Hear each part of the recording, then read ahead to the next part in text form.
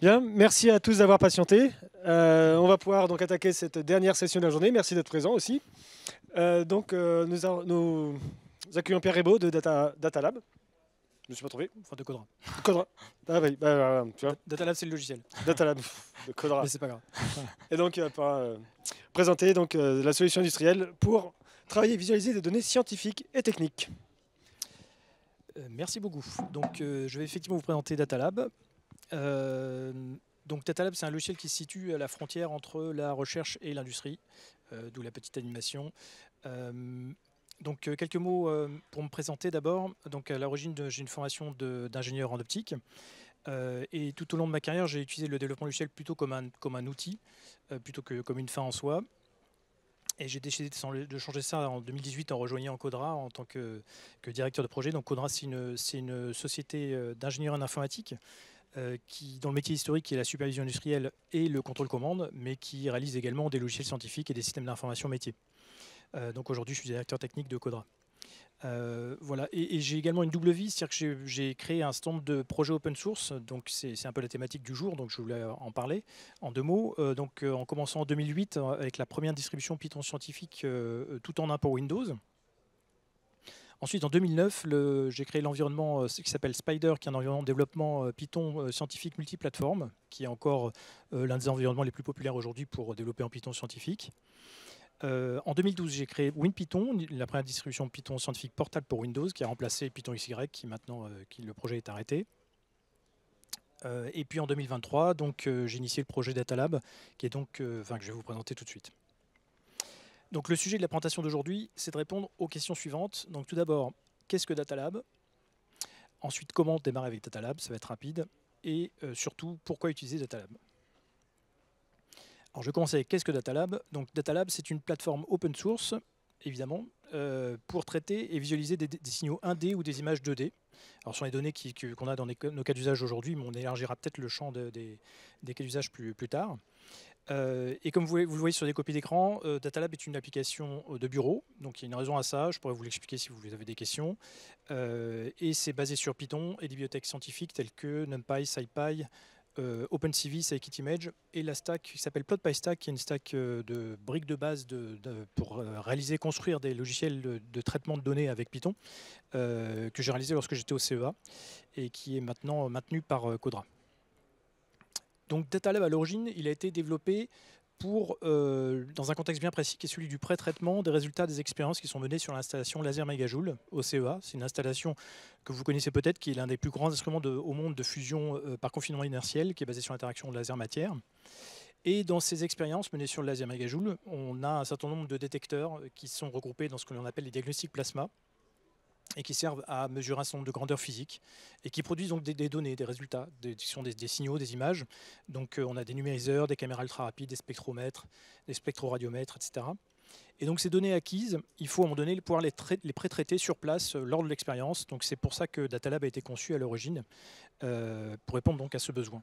Et donc par ailleurs, sachez que Codera développe et maintient le contrôle commande des diagnostics plasma du Laser Megajoule, ainsi qu'une grande partie du reste du contrôle commande de l'installation. C'est comme cela qu'on a été amené à travailler sur Data Lab, c'est par le biais du contrôle commande. Donc les motivations à l'origine du développement de Data Lab, c'était de fournir une solution générique pour un besoin qui était bien spécifique du CEA. Alors l'intérêt que ce soit générique, c'était d'un jour de pouvoir le rendre open source, ce qui a été possible depuis l'année dernière. Mais à l'origine, le besoin est très spécifique. Et le fait de le faire générique dans le cadre du Laser Megajoule, l'intérêt, c'est que le logiciel soit réutilisable d'un diagnostic plasma à l'autre.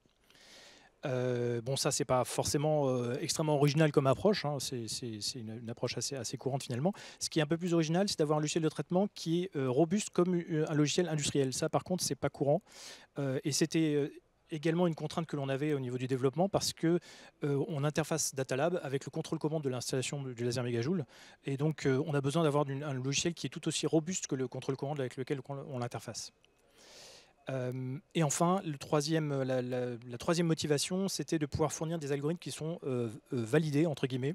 Donc on a deux volets de validation, on en parlera un peu plus loin. Et l'intérêt pour le Laser Megajoule, c'était de pouvoir avoir des résultats fiables et reproductibles. Donc Data Lab principalement 4 points forts. Donc le premier, c'est l'extensibilité. Donc c'est un logiciel générique généraliste, mais on peut le spécialiser pour un métier donné grâce à des plugins, à des macro-commandes qui sont intégrées à l'espace de travail ou à une interface que l'on peut utiliser pour communiquer avec le logiciel depuis son environnement de développement préféré, donc peut-être Spider, mais ou aussi un notebook Jupyter par exemple. Le deuxième point fort, c'est l'interopérabilité. Si on peut embarquer Datalab dans son application, on peut le piloter à distance depuis son application, on le verra. Le troisième point fort, c'est l'automatisation. C'est-à-dire que depuis le début, on a conçu Datalab en imaginant une API haut niveau qui permette de le tester en profondeur. Et donc, c'était fait dans un objectif de testabilité à l'origine, mais l'intérêt, c'est qu'on peut maintenant automatiser le logiciel via cette interface-là.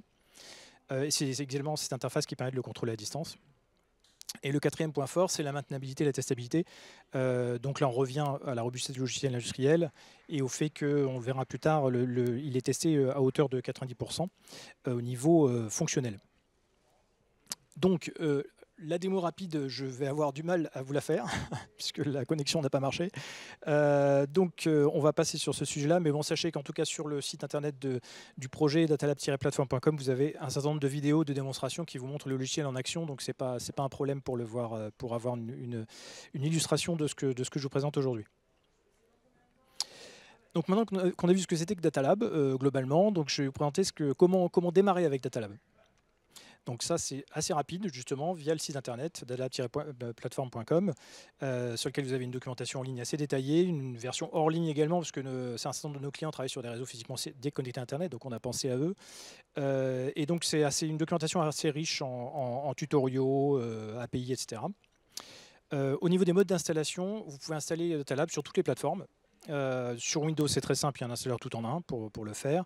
Vous pouvez également utiliser le gestionnaire de paquets Python, par exemple, ou Conda.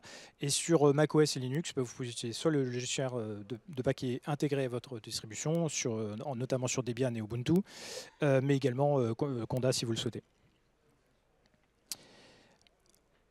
Donc maintenant, je vais passer à la question principale qui est pourquoi utiliser Datalab.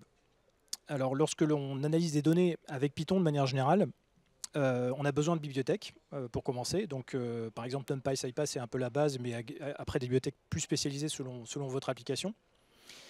Et pour utiliser ces bibliothèques et prototyper des chaînes de traitement, on a besoin d'outils. Donc, des outils qui vont permettre de lire ou écrire des données, de visualiser des données, de développer des algorithmes et d'ajuster finement les paramètres de chaque algo.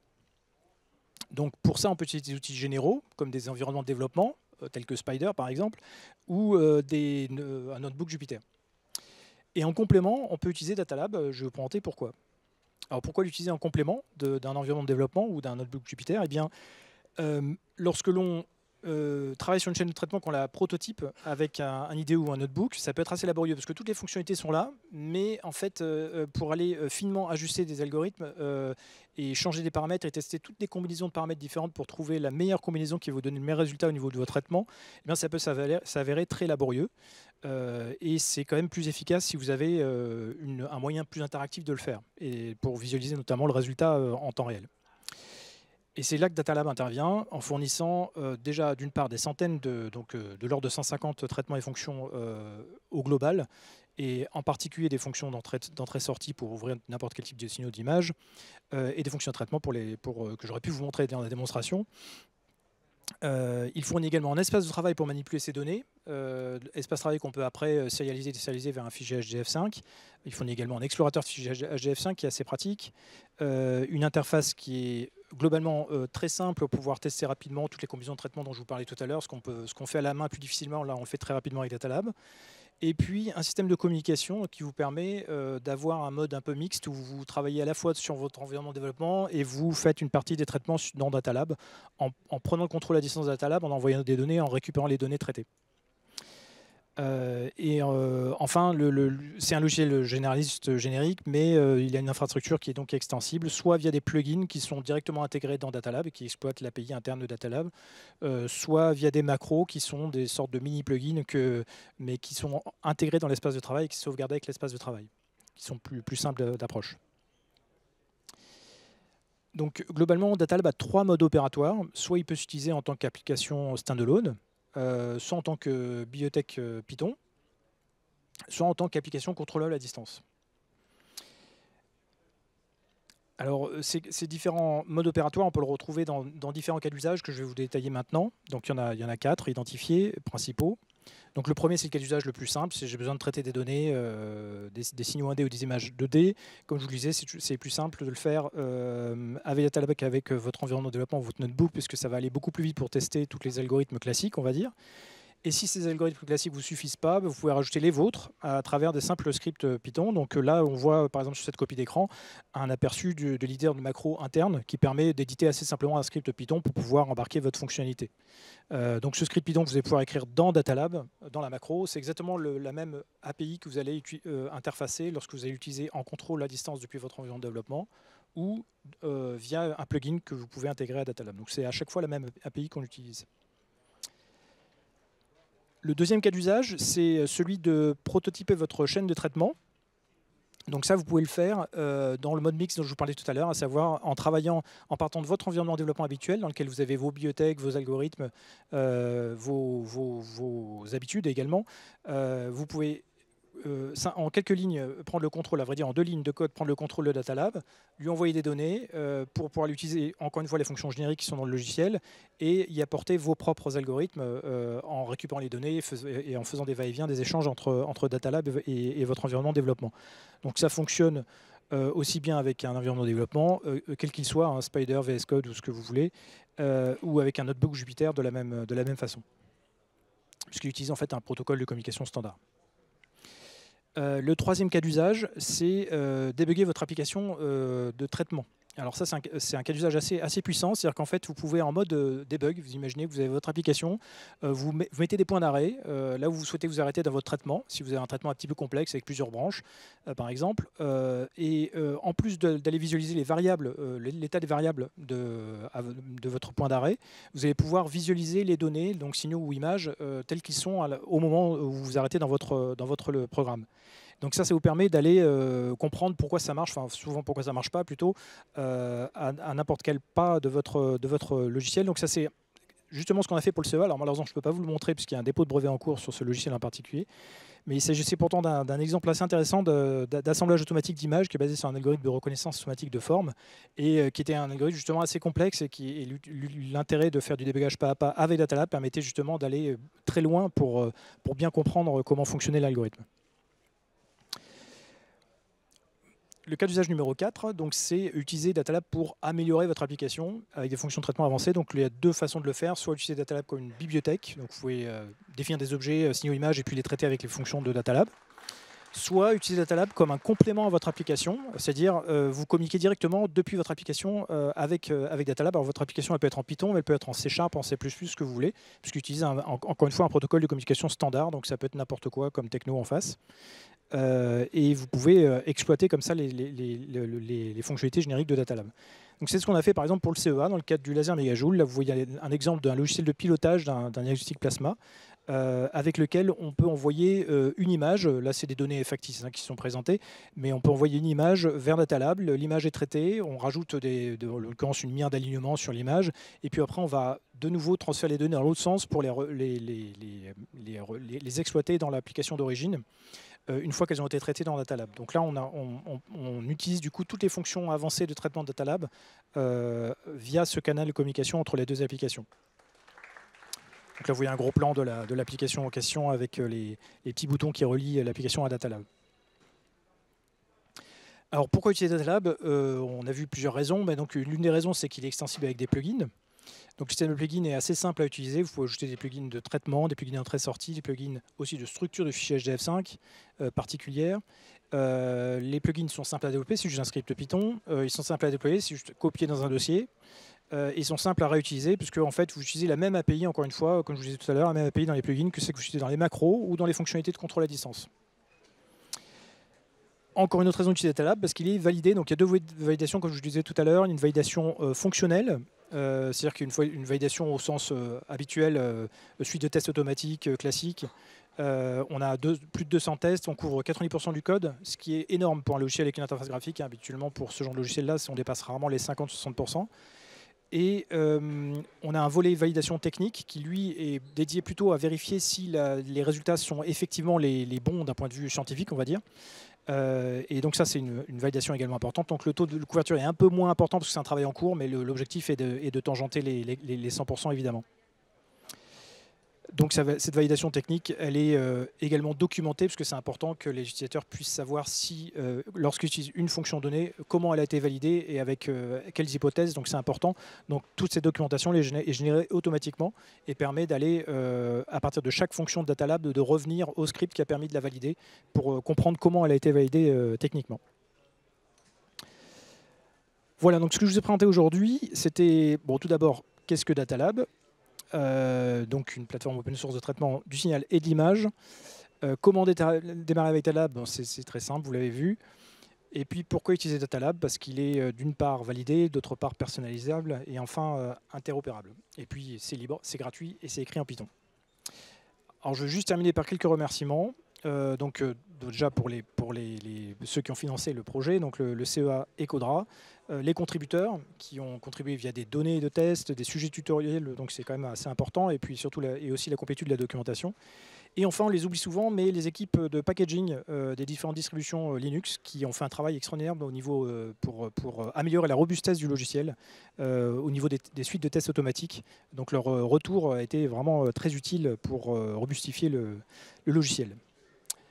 Voilà, je vous remercie, ça va beaucoup plus vite sans la démo. Merci. Merci beaucoup. Est-ce qu'il y a des questions sur la présentation?